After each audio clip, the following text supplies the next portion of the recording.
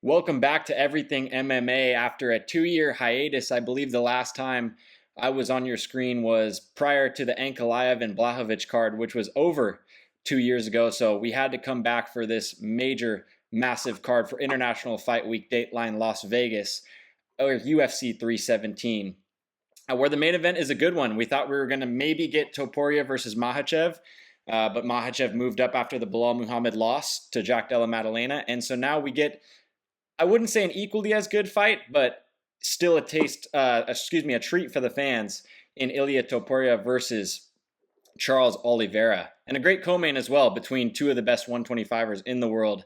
Once again, my name is Jackson. We are back with a new series, The Coach and the Kid. I'll let my co-host Chris introduce himself, but this is a face that you're going to be seeing a little bit more of on this channel. Chris, go ahead. Hey guys, hope you don't mind old geezer being on here, but love the sport, love the kid, and I'm excited. This is to me, it's a huge event. Not as big as where the kid was a couple of months ago. I know he doesn't like to brag, but he got to go down to Miami and see the big boys fight. You want to tell them about it, kid? Yeah, it was awesome. I got to see actually Topuria's last opponent, Alexander Volkanovski, one of my favorite fighters, take on Diego Lopez for the vacant featherweight title, and it was awesome. I went with my girlfriend, and it was one of the best experiences I've ever had. Dominic Reyes lit the place up with a first-round knockout to open the main card, and then just four great fights in the next four slots. So I really enjoyed that. But we're here to talk about International Fight Week. This is really a treat of a main event, as I said earlier. And the whole card is stacked. We're going to give you guys a main card breakdown. Well, I'm going to be doing the prelims in a different video, but we just wanted to give you the 5 main fights. So without further ado, I think we're going to get into it. Our first fight of the night will be between Peyton Talbot and Felipe Lima. And this is an interesting one for me because Peyton Talbot was really starting to be the poster boy for the new age of MMA. For me, the UFC was propping him up. We saw a lot of media hype behind him. You saw some great moments from the Contender Series. And to me, this is kind of a matchup where the UFC has given him a sink or swim opportunity. I'm going to let Coach talk about that a little bit more. But for me, initially, early in his career, he was taking that Sean O'Malley route where the UFC was giving him sort of layup matchups where he was upwards of a minus 1,200 favorite against Raoni Barcelos. And even before, he was a minus 1,500 favorite against Giannis Gamori, the Frenchman. And up until that Raoni Barcelos fight, there wasn't any bumps in the road. You know, he was on a 3-fight finish streak in the UFC. Wasn't a whole lot of adversity. And then you come up against a veteran, a wily veteran like Raoni Barcelos. We just saw him beat Cody Garbrandt. He's on a little bit of a nice streak. But like I said, he was a minus 1,200 favorite in that fight. The UFC expected him to go in there and finish him quick, and that's just not what happened. You saw prospects hitting a snag lately. Bo Nickel was supposed to, do his thing against Rene de Ritter, and Peyton Talbot was supposed to do his thing against Raoni Barcelos, and that just didn't happen. And so now he gets an extremely tough matchup in Felipe Lima, the 14-1 prospect, could be undefeated, honestly. But coming off of a lot of great fights, Felipe Lima is very tough. I'm going to let you break this down, Coach. Well, first of all, I don't like to brag about the kid, but I got to show you that. That's pretty sweet. The kid with the diamond, that's a fight I'd like to see down the road, but I don't think it's going to happen. But seriously, I fell in love with Peyton. I thought he was great when I think he screwed up when he cut his hair. And I know that sounds weird, but he seemed like he lost his vibe and his aura and everything, and he just looked bad. And I think he needs this fight, just like Chi Wee Wee. Like they brought him up fast, he got cocky, and then he got his lunch handed to him. And I like Talbot a lot. He's bigger and he's stronger. Lima doesn't scare me. I think Peyton wants to come back, and I think he wants to come back strong. That's my take. I agree. I think Talbot is the bigger guy in this matchup. He's huge for the division. And like I said, I think they were giving him that Sean O'Malley route where you do what you're supposed to do and we're going to keep giving you winnable matchups. And now that he kind of let the UFC down a little bit, they're giving him a tougher matchup. And as you can see, I think this may have been the biggest odds swing fight to fight in UFC history. Coming from a minus 1,200 favorite against Barcelos. He doesn't get the job done there. Not like he took a whole lot of damage. He was out grappled in a 3-round decision, so that doesn't scare me there. Like his chin is gone with a lot of other fighters. You see that? Yeah. You know, he lost a decision. He didn't show the ability to get up off the ground. He accepted position. That's something I don't like to see. But Felipe Lima, to me, like, he is dangerous, but Peyton Yeah. Talbot is huge for the division. As I said, he's dangerous, and I've seen him working with the Rutolo brothers, huge in the Brazilian Jiu-Jitsu community. So I think he's working on getting off of his back and using that striking. I think he was just flat that night. Honestly, he was getting a lot of media hype. I think that fight against Barcelos was not necessarily a one-off per se, but I don't think that was the best version of Peyton Talbot that we've seen. And while I don't think he was, or he is, the future champion that people were tabbing him to be, he was probably one of the biggest hype trains I've seen since I've been in the sport. I think he's still on his way to becoming elite, and I think he gets back in the win column here against Felipe Lima. Kid, I think we learned a good lesson. I also think the UFC was pushing him because he was this kind of cool surfer dude, and he was good in the interviews. Everybody liked him, so they thought, let's rush him along. We got to, and that's one of the problems I have with the UFC sometimes is they look for gimmicks instead of nurturing these guys. So that's I still think he's coming back and whooping this guy. Lima doesn't scare me. I agree. We're both in agreement there. Peyton Talbot over Felipe Lima, and those are some good odds. Plus 145. He is a pretty big underdog, especially for, you've never been able to get a Peyton Talbot line under minus 1,000 in this UFC run. So if you do believe in Peyton, it's a good spot to take him there. I agree.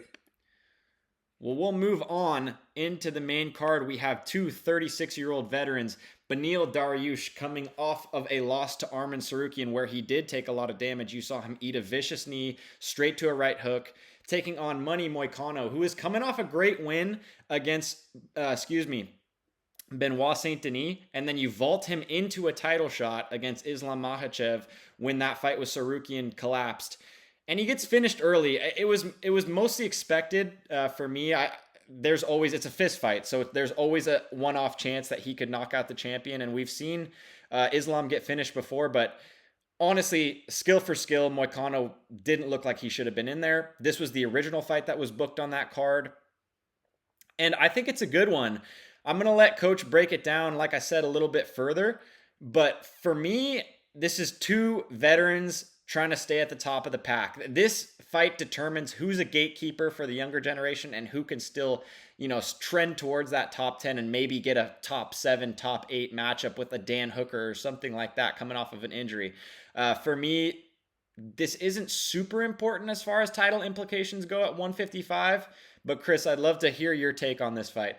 I don't know. I'm getting a little tired of a couple of older guys. I like it because they're experienced. Dariush hasn't fought in a while, and he hasn't beaten anybody in a while.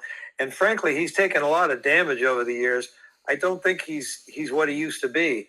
And it almost feels like a fight that he's taken because the rent's due. You know what I mean? I just don't feel like I'm not that excited about this, frankly. I'm just not.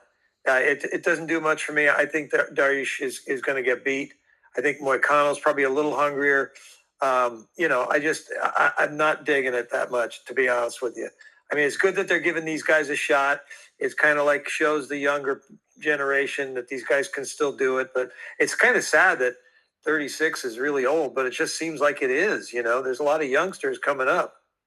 Definitely. 36 in fight years is, especially in these lighter divisions where you got at heavyweight, it's not too much of a big deal. I mean, we've seen Right. Glover Teixeira and guys like that in their upper 30s win titles. But when you're in a weight class like this is literally a shark tank of a division.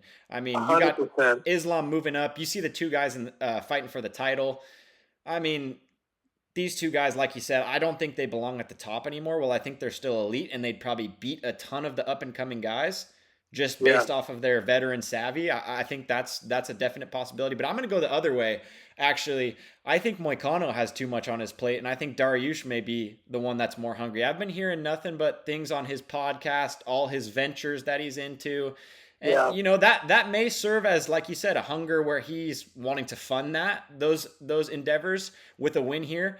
But I'm gonna go with Dariush. I mean, he's given himself enough time off to let that chin recuperate. I don't like the look of the last fight we saw, but it was against Arman Sarukian, who has proven to be elite. So I'm not super worried about that. We didn't learn a lot from Moicano in his last fight. I mean, it was a one-round, one-sided performance against the champion on short notice. He was planning for Dariush. So I can't gather much. Moicano's a tough dude. I didn't expect him to beat Saint Denis, especially in Paris. He weathered the storm there and really beat up a very tough guy in Benoit Saint Denis. While Dariush is probably not the smart pick here, I think Dariush is going to get it done. Honestly, I think we I haven't don't heard of think him in a so. while. I don't think so, kid. Well, I'm telling you, we're going against each other here. I think Dariush wins Dariush a has got too decision. much rust. There's too much rust. I think And I it's and good. I think it's good that he took some time out of the cage. I think yeah, I'm on the inverse yeah. side. If you're coming back from Hawaii, it's great. If you're working in accounting, but Fair. he looks like a guy who works in accounting to me. He doesn't look like a fighter anymore. And these guys are the same age. Right. So, I mean, you can't use age against Dariush. I know you can only go off your last performance. You're only as good as your last outing, and he didn't look great in his last outing, but it was against the number one contender, and Moicano's True. was against the champ. So, I mean, this is really to stay in the top 15. This is to stay at the top of the pile, keep getting money fights. Like I said earlier, not super important as far as title implications go, but I Right. think Dariush gets this done.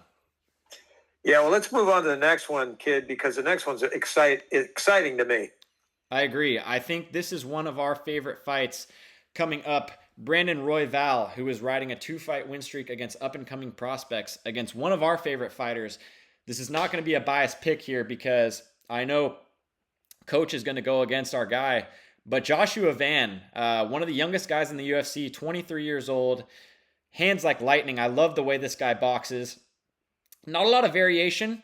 You see that loss at the beginning of 2024 to Charles Johnson. He was up 2 rounds in that fight. So Right. I can't put a ton of stock into that loss. He did seem to slow down against Charles Johnson, who is a very savvy veteran. But this is a huge step up in competition, especially 2 weeks off of a fight that, he just cut weight. He's not the biggest guy at 125, but still a weight cut drains you. And all of a sudden you're going in on, 12, 13 days notice against the guy who's the number one contender, who I believe we're going to get into the breakdown of the next fight in a little bit, but I believe it should be Brandon Royval in the title shot against the champ Pantoja instead of Kai Kara France. And I I think it agree. should be I Kara France agree against Josh Van. 100%. I agree 100%.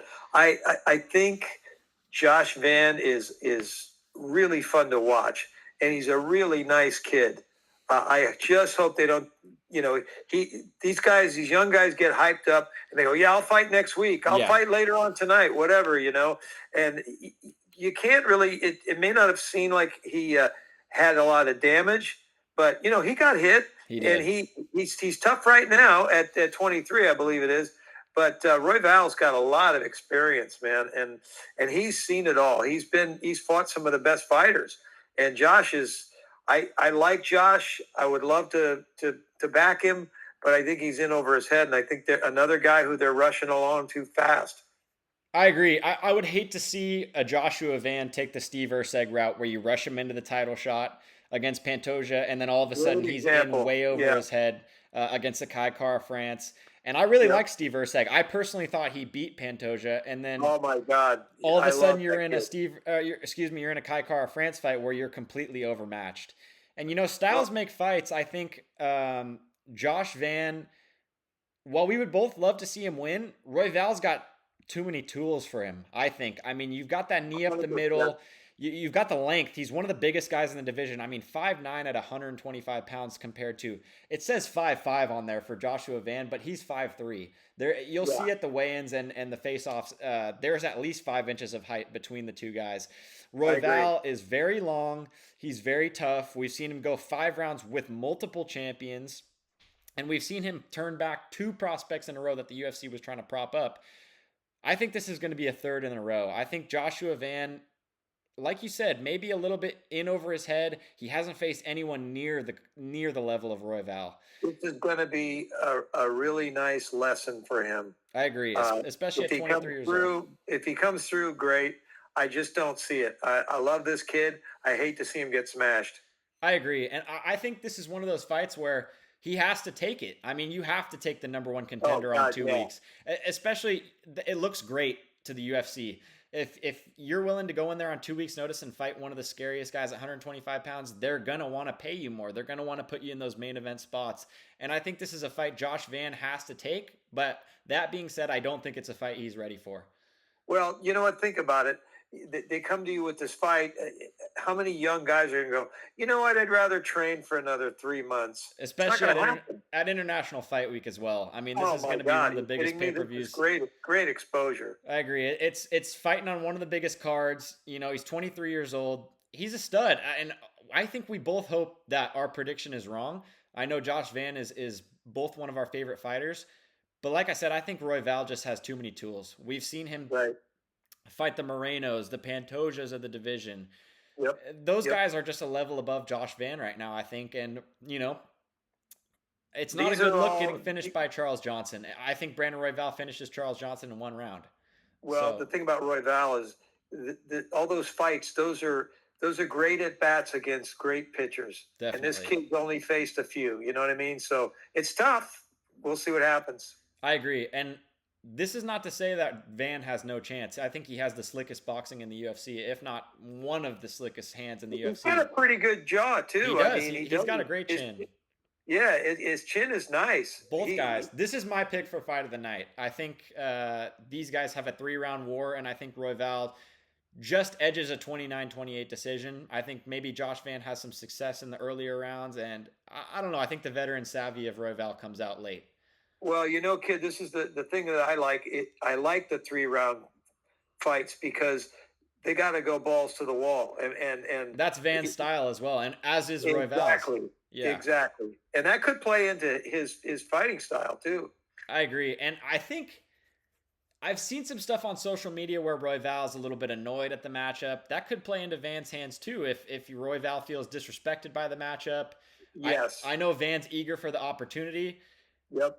This fight really could go either way. This is unlike the last fight. This has major implications. I think the winner of this fight gets the next title shot in the Oh my God! Can you 125-pound imagine? division.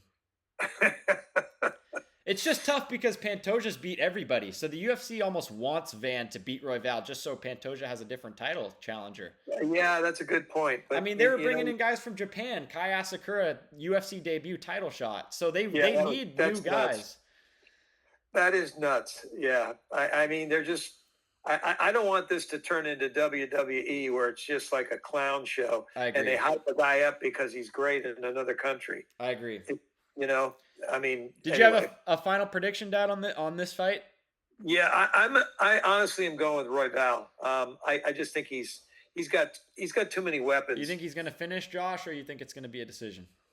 I think Josh is going to be too happy, and he's going to try to put him out, and it's going to cost him. I think Josh may get submitted.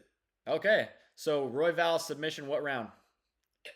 I think it'll go at least 2. Yeah, so third round submission. It's going to be a war because Josh is going to want to end him quick. I agree. I think it's going to be a great fight regardless. I think we're both going with Royval here. I got it by decision. Coach has it by submission. Let's move on to a fight in the same division. The co-main event, we have the Brazilian Alexandre Pantoja taking on Kai Kara France in a little bit of an odd matchup. I think Kai Kara's deserve it of the shot, and they've fought before in a pro exhibition on the Ultimate Fighter. I don't put too much stock into that. It was more than 5 years ago, so I can't really put any stock. Fighters evolve, fighters devolve, and I think both of these guys have gotten better since then. You'll see Kara France is 1-2 in his last 3. Should be 2-1. I think he beat Amir Albazi. I think we were both in agreement on that. Got a great win over Steve Erceg, but does Steve Erceg really put you into a title fight? I know he had a great performance against Erceg, and it is a shallow division, but I'm not a fan of this fight. Honestly, I think there were multiple guys you could have selected over Kara France. I think Pantoja's lapping the division. That being said, I do enjoy this fight. I think Cara France is an ever exciting fighter. You know, his nickname "Don't Blink" is very fitting. We've seen him go to war with Moreno. We've seen him go to war with Albazi. Just knocked out Steve Urseg. Beat Askar Askarov. He's beaten a lot of really good guys. Knocked out Cody Garbrandt as well. Um, but that being said, I think Pantoja is too much for him. I think he's a major weight bully in the weight class. He continues to make weight, but I think he's a natural 35 or even 45er. He's huge for. I know it says 5'5" and Cara France is 5'4". Like I said in one of the earlier fights, this will not be a 1 inch height difference. You can watch the weigh-ins, you can watch the face-offs. They're at least 3 inches in height. Cara France is very small, and I think that plays into the grappling attack of Pantoja. I think Pantoja is one of these guys who looks tired always and is never actually tired. It's a strange phenomenon where you'll think he's gassed out, but he's gone 5 rounds multiple times against Moreno, beaten Moreno 3 times, you know, finished Asakura, beat Urseg in a very close fight. But this is 5 round experience, and Cara France has a little bit of it, but for me, Pantoja is just outmatching him here. Yeah, I agree with you. And the other thing is Pantoja loves title defenses. He loves it. He some guys you see him like they kind of they want somebody that's an easy fight. This guy doesn't care, and he doesn't have any weaknesses that I can see, and he looks like the kind of guy that loves it. He looks like he's always beat up. You know what I mean? He looks like he literally fights for a living. Yeah. Whereas some guys look like they're tough, like they're like you, a pretty boy, but he looks like he loves it, and he'll fight in an alley. He's got that vibe to him, and I just think I think he loves title fights, and I think he's not scared of anybody, and he's got that whole vibe, man. You know, I so agree. I see him winning, even though I do like Kai, and I love Australia, and I love all those guys, and I'm not feeling it, man. I'm really not feeling it. I just think Pantoja is not going away too soon. I agree. And like you said, I think you made a great comment about how much he loves defending the title. I think he loves the title itself. I think he doesn't Exactly. want to go back to his old life. And his nickname, the Cannibal, is fitting for him. I think he wants to take these guys' career out because Right. otherwise it's his career on the line. You know, Yeah. obviously everybody saw that publicized story about him being an Uber driver and he had to drive Uber even while he was in the UFC. I think he fears going back to that life. And I think Yeah. that matters to him more than even winning is not losing. Right. If that makes sense. And I think he's just going to be too much for Kai. I think he's the much bigger guy. Um, Kai's tough, but Pantoja has a chin on him, and I think that's where Cara France relies Hundred on a percent. lot is those big hooks. You know, he relies on the big moment, and I don't think Pantoja gives that to him. I think Pantoja may get clipped in this fight, but I don't think Cara France has any tools to put him away, especially not on the ground. I think my main thing that I look for in these fights is path to victory, and I think Pantoja has multiple, and I think Kai has one. Right. Good point. Yeah.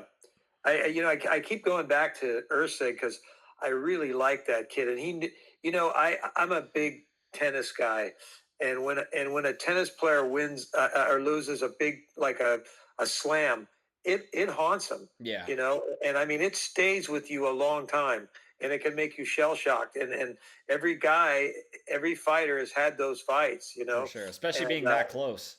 exactly. I mean, he was, and he just, and I don't want to go back to Ursig, but I kept thinking about because I love that kid. I did.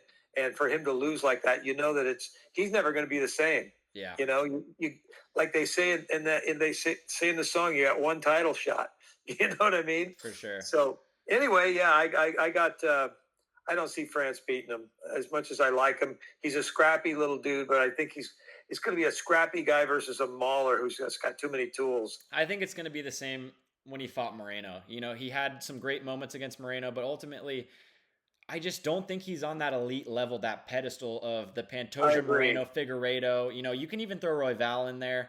Um, Honestly, I wouldn't have minded seeing. I know they've already fought before, but Cara France and Royval as a number one contender fight. I don't know who Pantoja would fight. Maybe he goes up to 35 and challenges for that belt just because he's lapped the division so much. But What do you think about this bouncing around stuff, going up and down?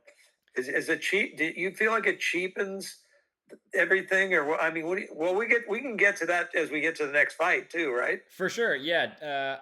Honestly, I think, in my opinion, it could be something that the public disagrees with, but I think the idea of a champ versus champ fight is really good for the UFC, and I think while it does hold up the division where the champ is going up, I think it's a super fight that sells. I think Yeah. I love the champ versus champ stuff, where one guy has the chance to go up and become a double champ. And honestly, with the dominance of Islam Makhachev, I don't think he should have had to vacate that belt. I think he should be fighting Jack Della Maddalena for both titles. Yeah. Good point. Yeah. But Yep. it's good for the division. Because it kind of jump started three divisions. You've got life in welterweight now because Islam's going up to face Jack Della. You've got a great fight in the main event of this fight for the vacant lightweight title, and you just saw in Miami the vacant featherweight title, Volkanovski and Lopez. So it did put life into three divisions. So I don't mind it for that. Well, you didn't mind it because Volk came back, and that's your boy. For sure, most definitely, most definitely. Well, getting on to the main event, we have an incredible matchup. This is one of the best matchups that the UFC could have put together, especially with Islam moving up to 170 pounds. Let's get right into it, coach. We've got Ilia Topuria versus Charles Oliveira. You know, Ilia at minus 420, it seems unfathomable, especially against such a champion as Charles Oliveira, but he's earned it. I mean, finished two of the greatest featherweights of all time, back to back, knocking out Alexander Volkanovski in the second round, and then finishing Max Holloway by knockout, who had never even touched the canvas, let alone been knocked out. I mean, it's impressive. I think we're going to find out. This is a great litmus test at 155 pounds. I know people are going to say, oh, you saw the Jai Herbert fight. He got dropped by Jai Herbert. And then what? He finished him in the second round. He slept him. So Yeah. I know we're both Ilia Topuria fans. I'm also a big Charles fan. I think we both have the same sentiment about both guys. But until I see Ilia get knocked off, I'm going to back him, honestly, against pretty much everyone. I think he beats pretty much everyone from 45 to 55, with the exception of Islam. And that even that, he's got a shot in that fight. So the thing that separates it for me in this fight, Charles is very hittable. You see him get hit in every fight. I mean, that's basically his MO. He gets hit. Guys are too scared to go to the ground with him because he's the most notorious and accomplished finisher in UFC history. And he recovers. You saw it in the Gaethje fight, the Chandler fight, the Poirier fight. They let him go to the ground because they don't want to go into his guard because he's such a dominant finisher as far as submissions go off his back. Ilya's not going to be afraid when he knocks him down. And when he knocks him down, I'm not so sure it won't be Charles laying on his back awake. I think it might be, he might be asleep. Because Ilya, we've seen the power translate to a guy that's fought at 155. You can say, oh, he's never fought a 55er, really. He's never fought a true 55er. Max Holloway beat a true 55er in Justin Gaethje and took shots off of him that he couldn't take off of Ilia Topuria, who's a 45er. I've doubted this guy before. I thought Volkanovski was going to be able to go tit for tat with him. That's my guy. I thought Max Holloway might have a little bit too much for him with that granite chin. I'm not going to doubt him again. I think Ilia Topuria finishes him in the third round. I love Topuria. I love him. I think he's great for the sport. He's got. I think he went. He must have run into Poton and stole his aura, because he's not only got the aura, but he's got the vibe. He's like, I like to call him classy, cocky, but he's not an ass about it. He just knows who he is, and like when he says, "I visualize this," you believe it, Yeah. because a lot of these guys say a lot of BS, and they have a lot of buzzwords and all that. This guy, he's like the most interesting man. Remember those commercials? For sure. He's like that guy, but at like as a fighter, where it's like, I know who I am, I know what I want to do, and he's a student, and he looks at these guys and he sees the holes and he sees what he can do, and he's, from the interviews I've seen with him, this guy goes, I hated 140. I love going up. I feel comfortable. I feel stronger. And if he feels comfortable and stronger, I'm sorry, but like he said, Charles, I respect you and everything, but I'm going to knock you out. Yeah. And I believe him. You see a lot of these fighters, they say, I love the sport. I do it for my family and all this other stuff. This guy just comes in and says, this is what I do. This is what I visualize. And I'm going to finish this guy. And you believe it. Yeah. If he said he was going to go in and beat Tom Aspinall, you'd believe that too. Yeah. That kind of guy. I'm going to put on 100 pounds and beat that guy. You'd go, okay, I could see you doing that. Yeah. He's got the aura of, we both like the Equalizer films, but that Denzel Washington confidence where it's like he's just walking into a situation, and until we see him eat his words, I'm going to back him in almost every matchup. If Conor McGregor never existed and we didn't have that baseline to go off of the cocky foreigner, I think this guy would be the biggest sensation the sport's ever seen, because not only is he telling you what he's going to do, he goes out and does it. And obviously, I'm a big fan of Volkanovski. He had the whole rose petal thing. I'm going to finish Volkanovski in 2. Corny as hell until he goes out and does it. He does it in the second round. And it's really, I think, like I said, if Conor never existed, this guy would be even more of a megastar, because I think a lot of fans are drawn on that. He's got the same tattoos, he's trying to be a Conor wannabe. And we're both huge Conor fans, but this seems like something different. I don't know. It's similar and different, but this guy seems like there's a commitment to the game, which lacked in Conor McGregor, especially once he got that money. You know what, kid? I'll tell you something. It goes back to the culture, and he's got the Spanish vibe. Yeah, the Rafa vibe. The Rafa vibe. Yeah. If you're not familiar, all you guys out there, we're talking about Rafael Nadal, and he's got that proud. He's too proud to let himself go. 100 and one of these, I'm not going to quit. You're going to have to kill me type of thing. But I'm also cool enough to know this is my destiny, and that's how he feels, and that's what I like about him. And the other thing I like is he always looks really neat, sharp. He doesn't show up. He prides himself in that. Yeah, a lot of pride. Yeah, for sure. I think the one thing Charles has that Ilya is going to have to deal with is a lot of length. There's a 5-inch reach advantage over on the side of the Brazilian, and he's big. I know it says there's a lot of discrepancies in these fights as far as height goes. It's the same in every sport. These guys get boosted up. Topuria is probably 5'5". He's not very big. Charles is going to be the bigger man by a lot. But the thing is, when you have a guy that's big like that, you want him to be, using the end of his punches. You want to be catching guys at the end of your punch. Keeping that length. Charles doesn't fight like that. He is going to throw himself into the fire. Yep. We've seen him do it time and time again. He said he was going to do that. Why would he not? I mean, he's fought the Gaethjes, the Poiriers, the Chandlers, and he's taken those shots, and I just think that's going to be the downfall of him. I mean, watch out for that uppercut. I mean, I think Topuria, once he eats that first shot from Charles, I think he's not going to fear the power anymore, and he's going to wade into the waters, calculated, but still, when you've got a stockier guy, I mean, Charles, to me, Ilya at 45 is a very, very, very advanced, analytical, and technical version of Michael Chandler's explosiveness and athleticism with his build. Good point. Charles had problems with that. So you're putting in a version of Chandler that has the self-belief that's not fake, where you see with Chandler, I'll see you at the top.